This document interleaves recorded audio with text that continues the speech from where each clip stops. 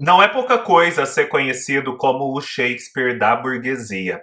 Esse foi um dos epítetos atribuídos ao dramaturgo norueguês Henrik Ibsen. Como esse epíteto sugere, Henrik Ibsen foi um dos maiores dramaturgos da literatura ocidental, um dos grandes expoentes da dramaturgia do século XIX. Dentro da sua carreira, dividida em duas fases, uma fase um pouco mais romântica e nacionalista, e depois uma fase mais ligada aos problemas da burguesia, e essa burguesia vista de modo mais internacional.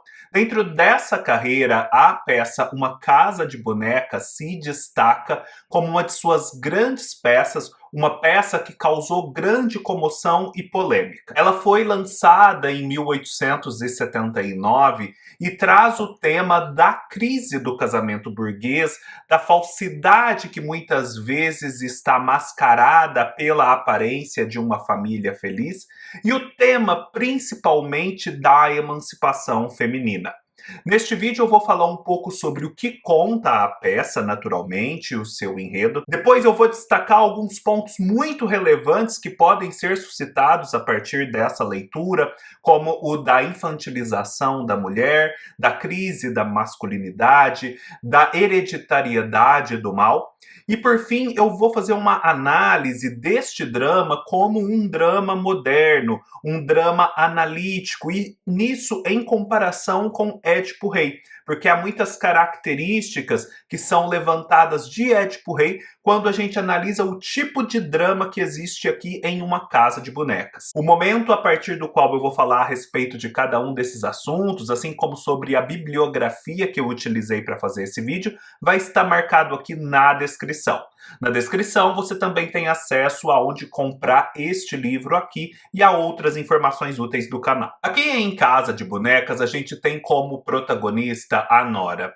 A Nora é uma mulher que já está ali casada há alguns anos, ela tem já alguns filhos, ela pertence a uma classe média em ascensão. No momento em que a gente descobre Nora em cena, ela vive um momento muito especial da família, já que o marido, que sempre trabalhou bastante, sempre foi bastante ambicioso, finalmente está prestes a ser promovido a diretor de um grande banco.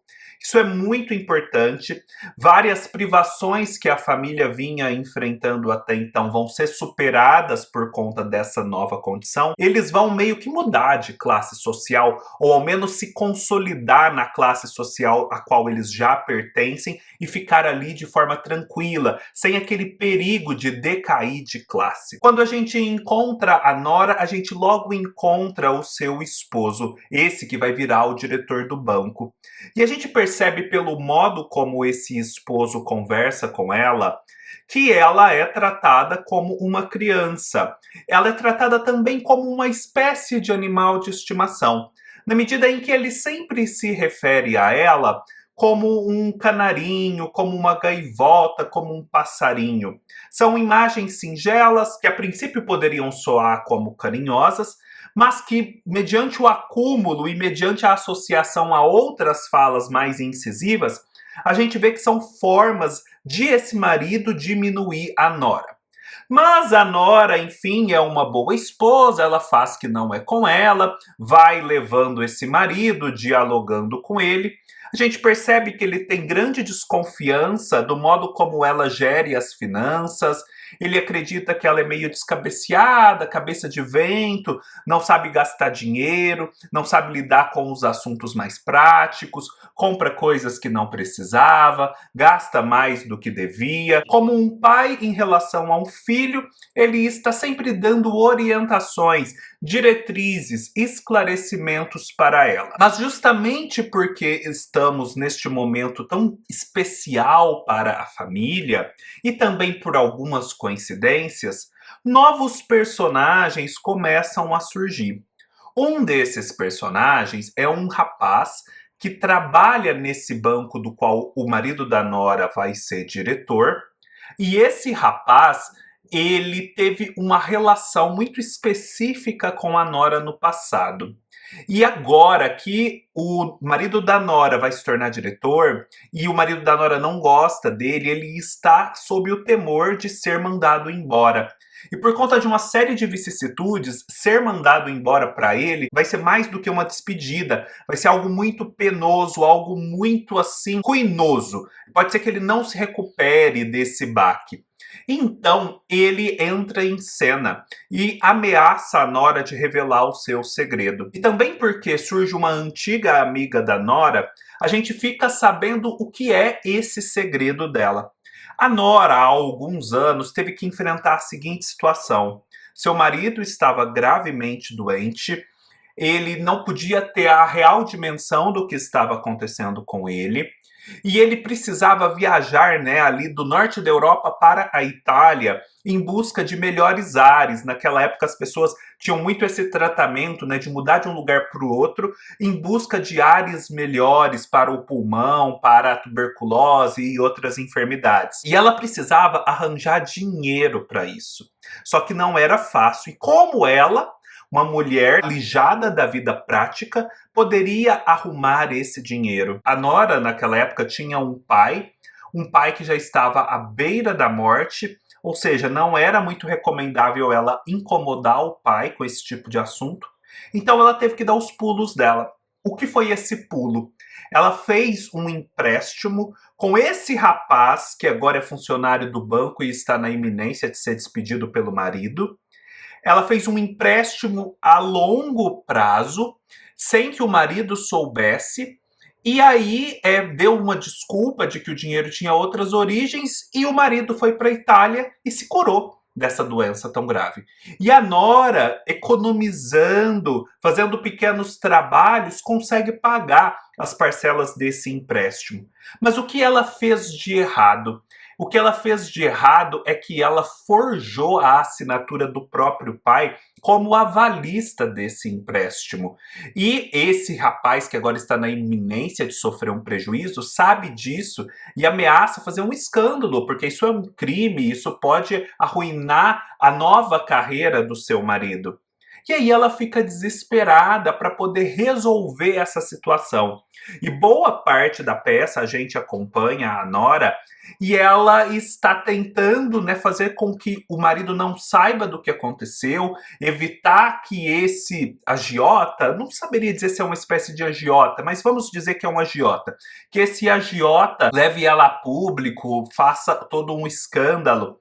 E aí a Nora vai sofrendo muito por isso, tendo que fazer algumas alianças, mas, enfim, a coisa vai se desenvolvendo e a partir de agora eu dou alguns spoilers, portanto, se você não quer spoiler, pule para a próxima parte do vídeo, que já não é mais o enredo. Chega em determinado momento, esse marido finalmente descobre o que aconteceu, fica furioso, não quer nem saber que o que a Nora fez foi para que ele pudesse se recuperar da doença, que de outro modo poderia ter matado. Ele não tem nenhuma gratidão para com ela, ele só pensa na sua própria carreira, que vai ser prejudicada, ele a rechaça, só que aí, por conta de uma série de incidentes, esse rapaz que vinha chantageando a Nora comunica que não vai mais levar o caso a público, entrega a espécie de nota promissória em que havia a assinatura falsificada, e a Nora, então, está livre desse problema. E aí sim, quando ela fica livre desse problema, o marido também muda de figura.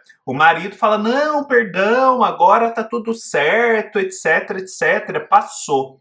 Só que isso tudo que aconteceu, todo esse sofrimento e esse marido que não ficou do lado dela na hora mais difícil da sua vida, revelaram para Nora a verdadeira natureza da relação que ela tinha com esse marido. Aquela vida doméstica não era o que ela imaginava que esse marido, na hora H, estaria do lado dela, custe o que custar, e ele não esteve. Então ela, muito decepcionada, toma a decisão de simplesmente sair daquela família. Ela vê que não tem mais lugar para ela ali e ela vai embora e deixa o esposo e os filhos. Ela dá as suas justificativas, os seus motivos e a peça termina assim: a Nora indo embora. E essa cena de uma esposa que abandona o lar, abandona o marido e abandona os filhos causou grande comoção na época, a ponto de o Ibsen ter que escrever um final alternativo para determinadas plateias. O primeiro ponto que a gente pode suscitar aqui na leitura dessa peça é o ponto mais evidente e que eu já aludi a ele no começo do vídeo, é o fato de a mulher ser infantilizada pelo homem. Pensem, na época, hoje em dia ainda existe um pouco disso, mas na época principalmente, existiam as mulheres, as crianças, os idosos e os enfermos.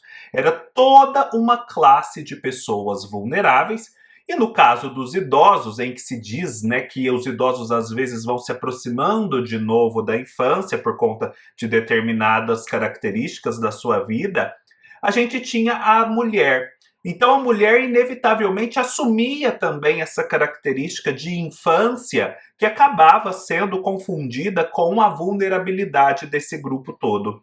Então o marido está sempre dando esclarecimentos, diretrizes, ensinamentos para a esposa, observando o seu comportamento, porque pode ser que ela esteja fazendo uma besteira e ele precise intervir. Ele está sempre atento, como um pai está atento ao comportamento do filho, para que ele não faça besteira e possa se desenvolver. Mas a criança vira um adulto e esse adulto assume responsabilidades. A mulher que já é adulta e é tratada como criança, parece que vai ser tratada como criança para sempre, sem chances de amadurecer. E aqui o título Uma Casa de Bonecas é muito ilustrativo, porque a Nora, quando criança, quando menina, brincava com as suas bonecas de casinha, aquela típica brincadeira das meninas. E quando ela cresce, ela meio que continua brincando de casinha. Afinal de contas, o que ela faz não pode ser só sob a sua responsabilidade, a sério, ações de adultos. Ela está sempre sob a supervisão desse marido, assim como antes ela estava sob a supervisão do pai. Ora, é como estar brincando de bonecas uma vez mais. Existe um trecho aqui do diálogo final entre a Nora e o seu esposo que é bastante ilustrativo do fato de que esse esposo não amava verdadeiramente a Nora. O que ele dizia ser o amor por essa esposa, na verdade, era uma extensão do seu amor próprio. Tanto é assim que, quando a Nora está ali numa situação de real vulnerabilidade, em que se diz que ela cometeu um crime e em que ela precisa da ajuda dele, a primeira coisa na qual ele pensa é em si mesmo, na sua carreira, na sua ascensão profissional, no que os outros vão pensar a respeito dele. Ou seja, na medida em que a Nora deixa de cumprir a função de mulher ideal, ela já não é mais alguém que deve ser amada, que deve ser protegida, que deve ser auxiliada. Ela se torna um estorvo. Então, aquilo que era dito como sendo amor no passado não era amor. Era apenas esse esposo muito satisfeito com o fato de que essa mulher cumpria uma função e o engrandecia aos olhos da sociedade. Quando ela deixa de cumprir essa função, ela não serve mais. Partindo ainda dessa premissa da infância, e justamente porque a peça se passa preponderantemente na sala da casa da Nora, a gente pode ver que esse ambiente doméstico ele funciona um pouco como um ambiente controlado, como uma espécie de prisão, em que há um senhor e em que há alguém que precisa obedecer a esse senhor. E as alusões que esse marido faz aos pássaros, chamando-a de gaivota, de canarinho e por aí vai, lembram muito também a gaiola. A gaiola na qual o pássaro entretém os seus donos cantando, ainda que o seu canto seja um canto de lamento, mas na qual ele, na verdade, está preso. A Nora, na verdade, está presa nessa gaiola. E o que ela faz ao final da peça é voar. ela também está presa nesse cenário que é uma espécie de uma casa de bonecas. E na medida em que está presa na casa de bonecas, está eternamente presa na infância. De vários modos, esse ambiente doméstico é um ambiente de controle, é um ambiente totalmente avesso à liberdade dessa mulher. Um outro ponto muito interessante que a gente percebe aqui é de que os bastidores da história são o campo privilegiado da ação feminina nesse período em que os direitos das mulheres são muito escassos. Vejam, a Nora fez coisas importantíssimas. Se não fosse a sua ação muito enérgica e muito ousada e precisa, esse esposo teria falecido num período em que o pai da Nora também estava doente e à beira da morte, e muito provavelmente ficariam a Nora e as crianças sem recursos materiais, provavelmente passando muitas dificuldades financeiras. Ela conseguiu contornar tudo isso, ela conseguiu evitar e incomodar o pai quando ele estava doente, arrumou dinheiro, salvou o marido, salvou a família. Por conta de tudo isso, agora o marido ascendeu profissionalmente e vai se tornar diretor de um banco. Toda a sua ação, no entanto, precisou ser tomada nos bastidores, longe da vista das pessoas, em segredo, com pessoas de caráter duvidoso, porque é esse tipo de pessoa que você encontra nos bastidores, nas sombras, correndo riscos. A Nora precisou fazer tudo isso porque, às claras, à luz do dia, não se aceitava que uma mulher tomasse resoluções, resolvesse problemas. Afinal, ela era uma criança, crianças não resolvem problemas, crianças não fazem empréstimos. Eu já havia observado isso na minha resenha sobre o primo Basílio, e eu acredito que essa consideração se aplica muito bem à leitura de Uma Casa de Bonecas. Eu acredito que o grande problema das mulheres e das minorias e também dos pobres, das classes vulneráveis da sociedade, está no fato de que a essas pessoas não é permitido errar. Lá em O Primo Basílio, a gente tem o marido da Luísa, que tem os seus tropeços. A gente tem o primo Basílio, que comete atos que ele não deveria cometer. A gente tem a Luísa, que erra ao trair o marido, e a gente tem a Juliana, a empregada doméstica, que chantageia a Luísa. Todo mundo erra. Só que o marido e o primo Basílio não vão sofrer nenhuma consequência. Eles vão continuar desempenhando seus papéis na sociedade e os seus erros serão facilmente relevados e esquecidos. Talvez sequer serão mencionados por alguém.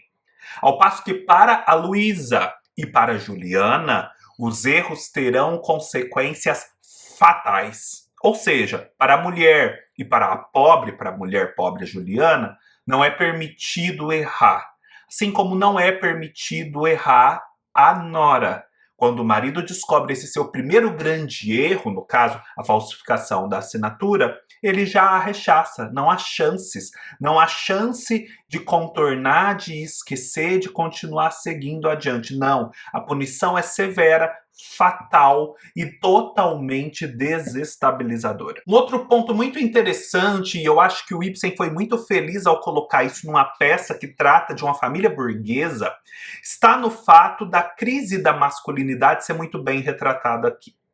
Muitos dos fundamentos da diferença de tratamento entre homens e mulheres ao longo dos séculos eram justificadas no fato de que o homem, tudo bem, poderia estar mandando, poderia estar no comando da família, da sociedade, e a mulher numa posição de menos destaque, de subserviência. Mas na hora H, o homem era aquele que ia à guerra, que colocava a própria vida em risco, que protegia a família, que assumia responsabilidades, resolvia problemas, fazia com que essas pessoas que estavam sob a sua proteção, tudo bem, devessem a ele obediência, mas estivessem também protegidas dos grandes perigos externos, dos perigos que estavam fora do ambiente doméstico. Esse tipo de discurso foi sempre utilizado para justificar a diferença de tratamento de homens e mulheres. Ele não é perfeito, obviamente é passível de críticas, mas havia pelo menos uma tentativa de se mostrar um equilíbrio na situação. relação. Assim como, por exemplo, na Idade Média, você tinha o suzerano e você tinha o vassalo. O suzerano também estava lá no seu castelo sendo servido, mas na hora H, era ele que tinha que ir para a guerra, colocar a própria vida em risco. Era por isso que num período de paz ele tinha privilégios, porque num período de guerra ele assumia os riscos. Aqui não. Aqui essa figura masculina não cumpre esse papel. Ela simplesmente joga a nora aos leões e sai correndo. E é por isso que a nora se decepciona tanto, porque sendo um membro da sociedade que acreditava nisso, ela acreditava que na hora H o marido, sim, ficaria bravo com ela, etc. Mas assumiria a sua posição de homem, o que se esperava dele enquanto homem, e a defenderia. Pelo menos a defenderia diante do inimigo externo. Domesticamente eles poderiam até brigar, mas diante do inimigo externo ele assumiria as responsabilidades e a defenderia. Ele não faz isso. E com isso o Ibsen mostra que esse fundamento das diferenças de tratamento entre homens e mulheres já não se sustentava mais, não se verificava na prática. E, portanto, as diferenças em si também não eram mais justificáveis. No século XIX, por conta do evolucionismo de Darwin, do positivismo, de várias pesquisas científicas que eram empreendidas, havia uma noção, uma ideia muito generalizada na sociedade de que o mal moral, a corrupção moral, a criminalidade eram espécies de degeneração transmitidas hereditariamente e que também poderiam se alastrar pela sociedade mediante contato e contágio. Quando o marido da nora descobre que ela tinha cometido um equívoco, a questão da assinatura, ele logo a rechaça e diz também, e isso é muito importante notar, que os filhos não ficarão com ela porque ela é uma figura nociva. E ele também alude ao fato de que já deveria ter desconfiado de que a nora era uma pessoa equivocada, porque ela vinha de uma família em que o pai, por exemplo, era um homem sem religião. Então, havia uma hereditariedade desviada que estava passando de pai para filha e se manifestando agora. E já que os filhos dele também eram filhos dela, ele não poderia assumir o risco de também, mediante a presença e o contágio da presença, essas inclinações malignas que as crianças teriam ter expressão, ter um reforço mediante a convivência. Então elas deveriam ser afastadas do convívio de nora. Aqui a gente tem um exemplo de algo que era senso comum no século XIX sendo aplicado à nora nessa situação limite. Muito interessante, talvez seja uma chave explicativa para o fato de que causou tanto escândalo esse final, o fato de que a nora, abandonando o lar, abandonando o marido e os filhos, porque aquilo ali já não funciona mais para ela não tem mais lugar naquela casa. Isso lembra muito as atitudes um pouco mais extremas da Medeia na peça de Eurípides. Porque na Medeia a gente também tem esse contraste. A gente tem o contraste de um homem que abandona a família, que mata simbolicamente os filhos, a sua própria paternidade, que é o Jasão. E a gente tem a Medeia, que o faz de fato lá com os motivos dela. A gente, apesar da diferença, lógico, entre a parte moral e física, a gente não tende a incriminar muito o Jasão, afinal não se espera muito dos pais. Mas quando a Medeia decide não assumir aquilo como uma coisa dada, assim, ela se revolta e toma atitudes, isso causa um grande espanto. Do mesmo modo em relação à nora. A gente pode até achar, nossa, lamentável, né, que o marido esteja rechaçando a esposa nesse momento de crise. Mas é só isso, ele vai continuar na sociedade. Agora a nora, quando toma essa atitude extrema e vai embora, isso é um escândalo inaceitável. Não se espera da mulher a revolta, a indignação e principalmente a dissociação da maternidade. O homem pode abandonar sua paternidade e isso não é grave escândalo. Mas a mulher, isso rasga o tecido social de um tal modo que as pessoas simplesmente não conseguem ver aquilo e não falar nada e não tomar uma atitude. Existe então, e essa é uma comparação de leitura que eu proponho, uma forte associação entre a atitude de Nora e a atitude de Medeia. É bom mencionar, eu já mencionei, agora eu desenvolvo um pouco mais, que o Ibsen acabou tendo que fazer um final alternativo à peça, em que a Nora não abandonava o lar, não abandonava o marido e os filhos. Ele preferiu ele próprio ter que fazer esse final alternativo do que uma outra pessoa fazer por ele. Aqui nessa edição da Editora Moinhos, traduzida diretamente do norueguês, a gente tem esse final. E é muito interessante, porque o Ibsen pelo menos tentou manter assim uma dignidade moral para Nora, porque ela fica, mas ela fica relutante. A frase que ela diz para expressar essa sua relutância é a seguinte: órfãos em relação aos filhos. Oh, é um grande pecado que cometo contra mim, mas não posso abandoná-los. Ou seja, ela fica com medo de que os filhos sejam agora órfãos de mãe. Ela reconhece que ela está indo contra o que ela deveria fazer em favor de si mesma. É um grande pecado contra si. Pelo menos o Ibsen deixa isso registrado. Porém, ela acaba sucumbindo aos deveres da maternidade e fica ali. Mas a sua relutância é expressa por essa frase de que ela comete um grande pecado contra si mesma, apesar de seguir adiante nele. Suscitados esses pontos a respeito da peça, é interessante a gente pensar no que é esse drama moderno e em que medida o Ibsen é um representante desse drama e alguém que já começa a trazer elementos novos. O drama moderno, ele nasce ali na Renascença, um período em que o homem é colocado, como todos sabemos, no centro do mundo. Na medida em que o homem é colocado no centro do mundo, cresce muito na capacidade do homem de agir sobre o mundo, de realizar grandes feitos. Cresce também no poder da sua palavra. A sua palavra tem consequências. E, portanto, quando um homem entra em diálogo com o outro, esse diálogo também move uma ação. Ele gera consequências do mundo. Não são palavras soltas no vento.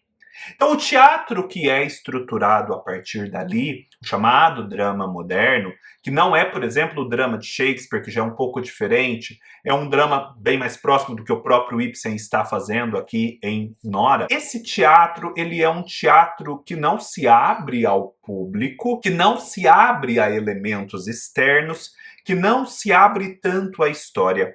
É como se ali de trás da cortina houvesse um outro mundo no qual esses personagens existem como uma programação, uma potencialidade, um conjunto de potencialidades que, quando estão em contato entre si, começam a produzir resultados necessários. Se fossem outros os elementos, os resultados seriam diversos, mas como os elementos são aqueles, os resultados são determinados. O que eu quero dizer com isso? A gente tem esse palco que se abre por detrás das cortinas, o público não interage com a peça não interage com o público apenas assiste a este outro mundo que se presentifica ali na sua frente e em que os personagens, por conta das suas características e do que falam, vão criando um outro mundo, criando desenvolvimentos, e esses desenvolvimentos vão ter um desfecho no final, conforme a intriga, conforme o problema a ser resolvido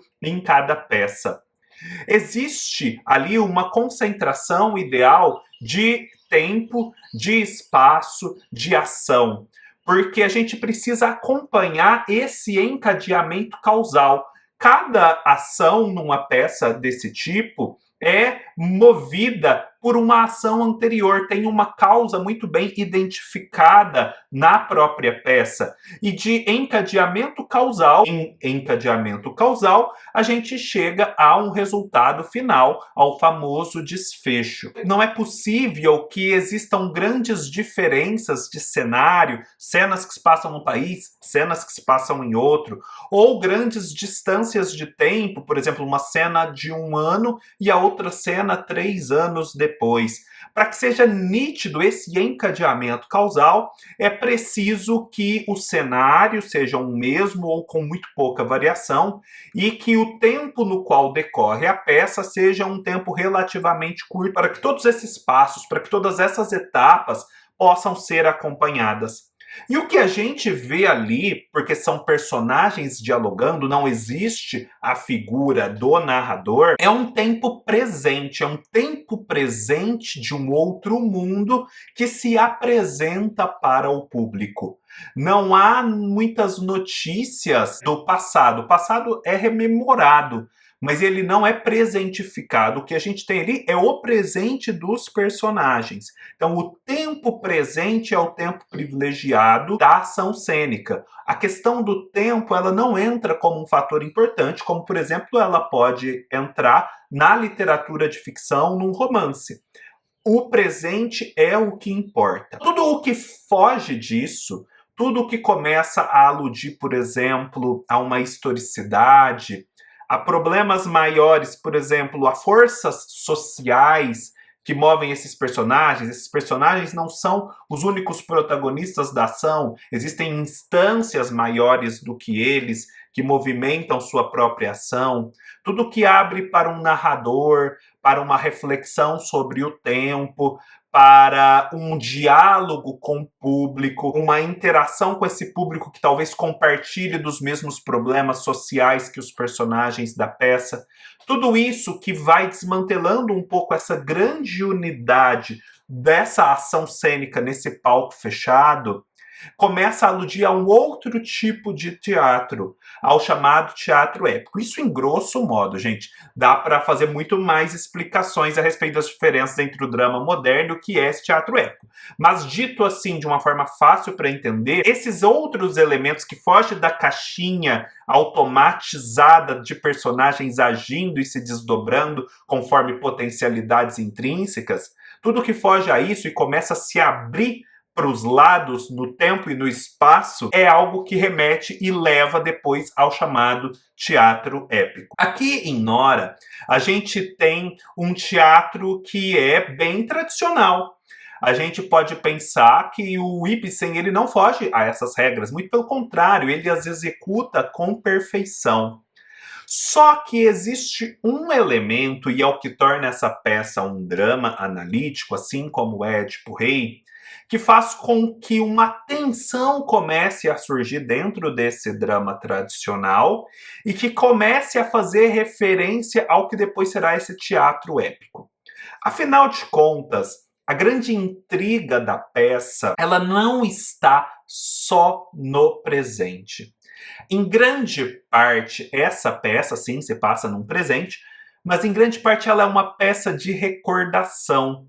Ela é uma peça em que os personagens vão gradativamente relembrando o que aconteceu no passado, não só relembrando, mas outros também descobrindo, e essa rememoração do que aconteceu num tempo que não está sendo presentificado em cena, não há cenas de flashback, essa rememoração causa uma intriga e aí eles resolvem aquela intriga no presente. Mas grande parte do problema do que move a peça está concentrado no passado, fora de cena. Ou seja, já há uma abertura aqui à questão do tempo. Já há um desmantelamento, ainda que muito sutil no caso do Ibsen, dessa concentração de tempo e espaço. Esse drama que rememora o passado, que é um drama de recordação, é chamado pelos críticos como drama analítico.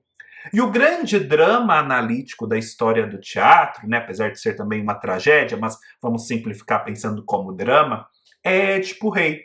Afinal de contas, Édipo Rei também é uma peça de grandes revelações do que aconteceu no passado do Édipo, da Jocasta e de toda aquela família. É uma peça em que o passado vai se desdobrando na frente dos personagens, se revelando. Só que existe uma diferença para a qual os críticos sempre chamam a atenção aqui em Édipo Rei, que é o fato de que no Édipo Rei descobre-se sim um passado, Mas, na verdade, descobre-se o presente. E todas aquelas desgraças do passado que se descobre, elas permeiam, estruturam e constituem o presente. Quando o Édipo descobre que matou o pai e se casou com a própria mãe e que seus filhos também são seus irmãos, ele não descobre só um fato do passado, ele descobre algo do presente. Afinal, ele é o assassino do pai ainda hoje. Afinal, ele é o marido da sua própria mãe ainda hoje e o pai de seus irmãos. Então, a diferença de Édipo Rei em relação a Nora é que esse passado, ele é muito presente também, ele não é só passado, ao passo que na Casa de Bonecas, esse passado, sim, ele produz consequências no presente, mas de fato, são fatos que ficaram lá atrás e que estão sendo recordados agora. O que fica disso, a mensagem geral é que o Ibsen, apesar de levar à perfeição o gênero drama moderno, já começa a inserir de modo muito sutil e muito orgânico elementos que depois vão se desenvolver e conduzir ao teatro propriamente épico. E no caso de Uma Casa de Bonecas, isso está no fato de ser um drama analítico que recorda fatos do passado que agora geram consequências no presente. Para falar tudo isso que eu falei para vocês a respeito de Uma Casa de Bonecas, além das minhas próprias reflexões, eu me vali de alguns livros. Vou mencioná-los para vocês, se vocês tiverem interesse em complementar seus estudos. No caso do Otto Maria Carpo e da sua História da Literatura Ocidental, o volume que trata de Ibsen, fala bastante sobre a sua obra, é este aqui, o volume 7, o realismo, o naturalismo e o parnasianismo. Nessa coleçãozinha que eu tenho, é esse volume azul. Um outro livro excelente para falar sobre drama moderno, teatro épico, é O Teatro Épico, do Anatol Rosenfeld. Um livro, assim, interessantíssimo e que certamente vai cativar a sua atenção. Outro que fala disso com excelência e é citado pelo Anatol Rosenfeld é A Teoria do Drama Moderno, do Peter Zonde, que saía pela Kozak Naif. Um outro livro que fala um pouco sobre Ibsen em sua época é A História Mundial do Teatro, da Margot Berthold. Outra que vai falar pontualmente sobre essa época e sobre Uma Casa de Bonecas, mas da qual eu colhi um insight muito interessante de que o marido da Nora, na verdade, amava ela como uma extensão do seu amor próprio, é Como Educar Sua Mente, o Guia para os Grandes Autores, da Susan Weisbauer. Existe todo um roteiro aqui para aprender a ler teatro que vale muito a pena. Por fim, um outro livro que fala coisas muito interessantes sobre teatro, também é muito constitutivo desse entendimento maior, é A Arte do Drama, do Ronald Peacock. E não posso deixar de dizer que a peça Uma Casa de Bonecas teve uma grande continuação na obra da Elfriede Jelinek, escritora austríaca, que escreveu justamente a peça O que Aconteceu Após Nora Deixar a Casa de Bonecas, ou Pilares da Sociedade, alusão a uma outra peça do Ibsen. É isso, pessoal, espero que tenham gostado. Se gostaram, deem um like, deixem seus comentários, se inscrevam no canal e até mais!